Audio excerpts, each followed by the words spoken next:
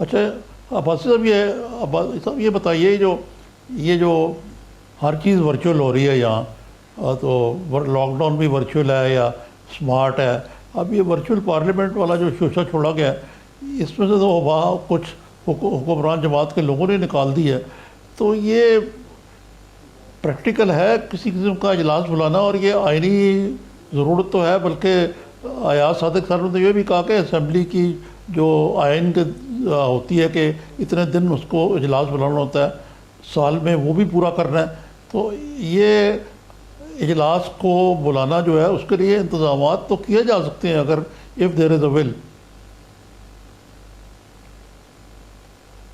دیکھیے اگر نیت اجلاس بلانے کی ہو تو ایک دن کا بھی کام نہیں ہے، اگر نیت ہی نہ ہو تو پھر اجلاس نہیں ہوگا۔ ورچوئل اجلاس قومی اسمبلیوں کے نہیں ہوتے، دنیا میں نہیں ہوتے، کیونکہ اسمبلی کے اجلاس میں جذبات کا اظہار ہوتا ہے، جذبات کا اظہار ورچوئلی نہیں ہوتا، ڈیبیٹ ہوتی ہے، آپس میں تکرار ہوتا ہے، یہ سب قومی اسمبلی کا حصہ ہے۔ تو ہمارے صدر صاحب نے نیگوشیٹ کیا تھا علماء کے ساتھ اور تراویح کھول دی گئی ہے، 20 نکات ہیں، تو میں یہ گزارش کروں گا کہ وہی 20 نکات لے لیں، وہ قومی اسمبلی پر لاگو کر دیں جو صفائی کے یا ڈسٹینسنگ کے نکات ہیں، اور آپ بآسانی اجلاس بلا سکتے ہیں، کوئی مشکل نہیں ہے۔ آپ اگر چاہیں تو کل صبح بھی قومی اسمبلی کا اجلاس ہوتا ہے بغیر کسی کو خطرے میں ڈالے۔ نہیں کرسیاں میز ہٹا دیں اسمبلی سے پھر تو اگر یہ جی کراچی سے جو لوگوں نے آنا ہے، کراچی یا سندھ سے جو لوگ آئیں گے وہ کس طرح پہنچیں گے اجلاس؟ جی جو آنا ہے وہ پہنچ جائے گا، آپ اجلاس بلائیں، یہ آپ کا کام نہیں ہے، حکومت کا کام ہوتا ہے، قومی اسمبلی کے سیکریٹری کا کام ہوتا ہے کہ وہ صرف ٹی وی پر اناؤنس کر دیں، ریڈیو پر اناؤنس کر دیں، نوٹس بھیجنے کی ضرورت نہیں ہوتی، جس نے پہنچنا ہے پہنچ جائے گا۔ اور اجلاس میں کبھی بھی 60 آپ پی آئی اے سے کراچی کی خصوصی فلائٹ چلا کے بھی تو لایا جا سکتا ہے نا ایم این ایز اور سینیٹرز کو، ایسی تو کوئی بات نہیں۔ دیکھیں کراچی الحمدللہ پاکستان مسلم لیگ نون نے موٹر وے بنا دی ہیں، ایک حصہ سکھر سے حیدرآباد کا رہ گیا ہے، تو کراچی کا سفر بھی 10-12 گھنٹے کا ہو گیا ہے، 12 گھنٹے میں آپ بآسانی کراچی سے یہاں پہنچ سکتے ہیں۔ آج کل تو ٹریفک بھی کم ہے، تو اس لیے کوئی ایسی مشکل نہیں۔ میں یہی کہہ رہا ہوں کہ آپ اجلاس اناؤنس کر دیں، 3 دن کا نوٹس دے دیں، ہر شخص جس نے پہنچنا ہو پہنچ جائے گا۔ جی نظامی صاحب کچھ 18ویں ترمیم کی بات بھی کر لی جائے۔ جی کیجئے، آپ کریں۔ جی عباسی صاحب، یہ 18ویں ترمیم کو لے کے پھر سے شوشہ کہہ لیں یا چھیڑ چھاڑ کہہ لیں، کچھ باتیں بھی ہو رہی ہیں، حکومتی کوئی وزیر تردید کر دیتا ہے، کوئی تائید کر دیتا ہے۔ ان حالات میں آپ سمجھتے ہیں کہ جو گورننس نہیں ہو پا رہی اس میں رکاوٹ 18ویں ترمیم ہے، اور کوارڈینیشن کا فقدان بھی 18ویں ترمیم کی وجہ سے ہے؟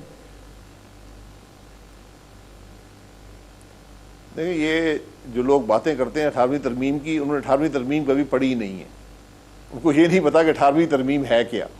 18ویں ترمیم بڑی سمپل سی بات ہے، جو اختیارات کامن تھے وفاق میں اور صوبوں میں وہ صوبوں کے حوالے کر دیے گئے، اس میں کسی کو اختلاف نہیں ہونا چاہیے، بلکہ ابھی تو بہت سے ایسے معاملات ہیں جو حقیقت میں صوبوں کا حق ہے اور وفاق نے ان کے حوالے نہیں کیے، وہ بھی کر دینے چاہیے۔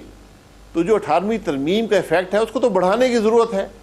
اگر کوئی یہ سمجھتا ہے کہ 18ویں ترمیم ہی آج ملک کے چلنے میں مسئلہ ہے تو اپنے خدشات کا اظہار کر دے، اسمبلی میں بل لے آئے، اس پر وہاں بحث ہو جائے گی۔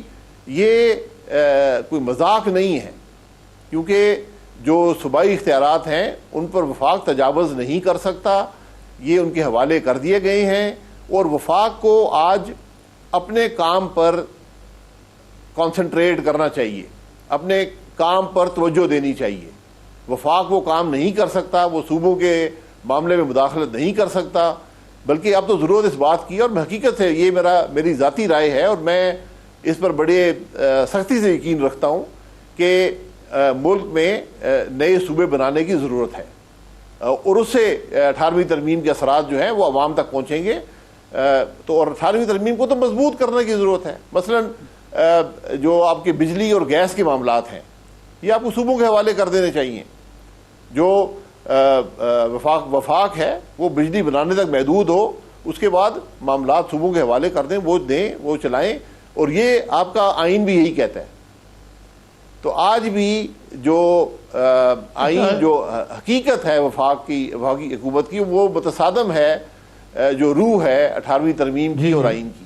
جی جی ٹھیک ہے نظامی صاحب. عباس صاحب یہ دیکھیں نظامی صاحب ایک بریک کے بعد آپ نے بات کہی ہے جی نظامی صاحب ایک بریک کے بعد بریک لیتے ہیں. بریک کے بعد یہیں سے